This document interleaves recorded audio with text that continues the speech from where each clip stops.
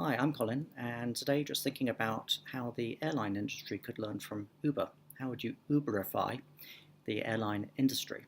Now, the airline industry is an unusual one. It's already progressed massively over the last few decades. Can you remember the days, for example, of the national flag carriers, when there was limited slots at a few national big airports, and they could charge very high prices, and they could get away with some fairly mediocre service? Now, with deregulation, you've got loads and loads of private and budget carriers, which carry most of the passengers. And the big scheduled airlines have responded by alliances. So they're sharing resources, they're sharing routes, and other logistics to bring their costs down and improve their service. But the logic of the national flag carrier has largely gone. Now, how is the budget airlines progressing? Now, they are seeing also a deconstruction of what their service is. An example, I was recently flying between the UK and Ireland on Aer Lingus, and I was surprised to see that the plane wasn't even operated by Aer Lingus, it was operated by Stobart Air.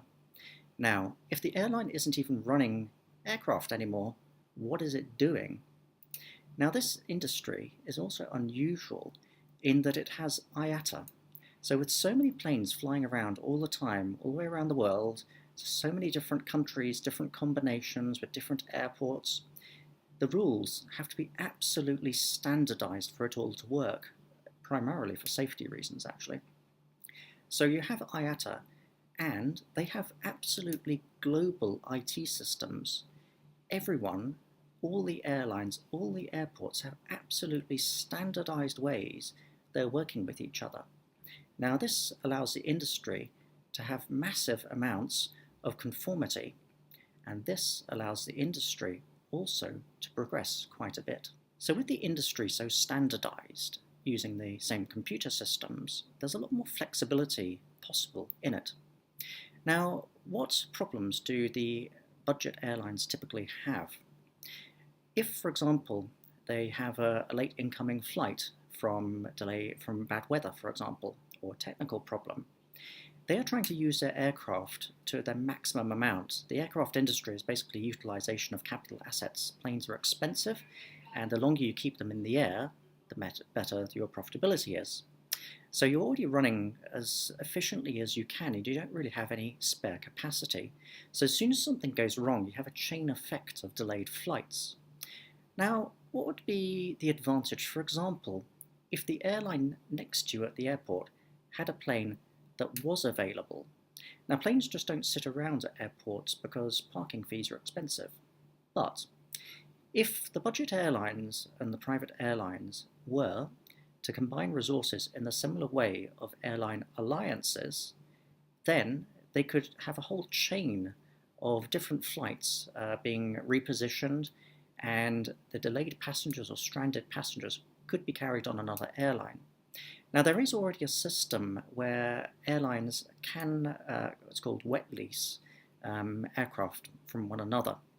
I see this quite a lot here in Vietnam, where during our busy season, we regularly see aircraft at the airports from Spain or Bulgaria that are leased for a whole season with their crew. But this doesn't have to be for a whole season. If we're thinking of the Uber model, and planes are very, very complex. There are no two planes the same, really. They all have different specifications, different seat layouts. But all this massive data can be very easily handled by big computer systems, especially given that standardization. So, if an airline is in trouble and needs a new aircraft very quickly on a particular route which it can't cover itself, surely it could use some kind of Uber system, a computer system that could see what other airlines have resources nearby and what price they're willing to lease that aircraft for, just for that one flight. So this would begin to look a little bit like hailing an Uber. So an airline suddenly has a need at very short notice for a new aircraft on a particular route. But the data is all there from all of the other airlines that are coordinating with it. So it's like the airline alliance or a code share, effectively. So you could find very quickly which aircraft is available and, with its crew, could be repositioned, put on a new flight with your passengers. This would save you money, this would earn extra revenue for the other airline as well.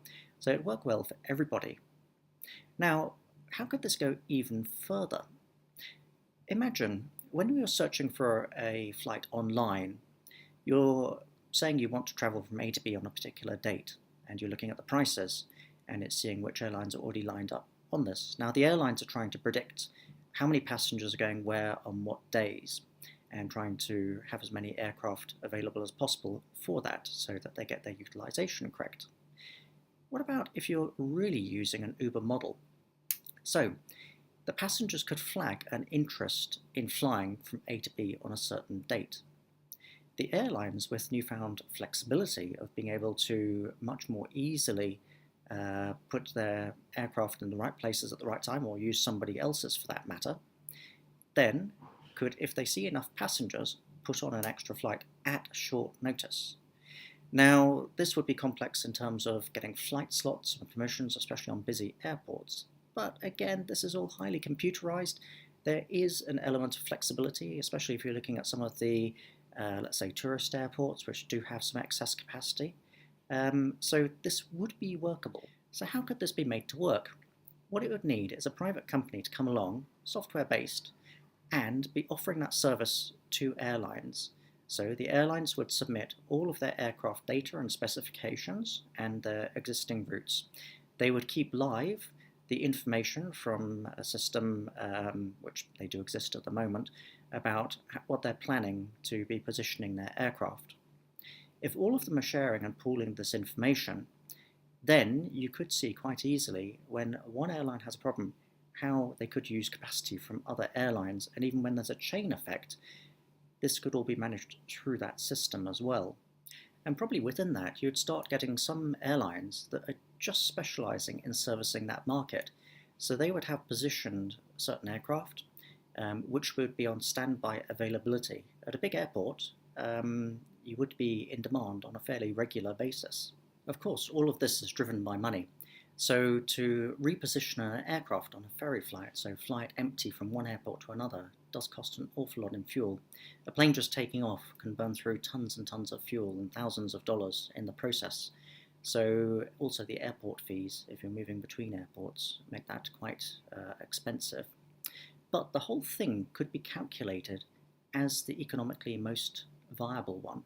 So if an airline has to put up, let's say, 200 passengers in airports because they're delayed, that is a cost. If it has to keep its plane parked for very long or needs to reposition one of its own aircraft, that is a cost. So the computer system could be calculating the cheapest cost. So what would be the cost of the airline trying to fix the problem itself? What is the alternative from using this web service, this Uber service, and getting another airline in? Of course, they may ask for a margin as well, but even then it would be cheaper. So it's not just searching the availability of the planes, but also calculating all of the economics behind it and optimizing. The airline industry is already all about optimizing usage of planes and to get the most return from them. So this is just an extension of that. So in conclusion, can the airline industry be Uberified?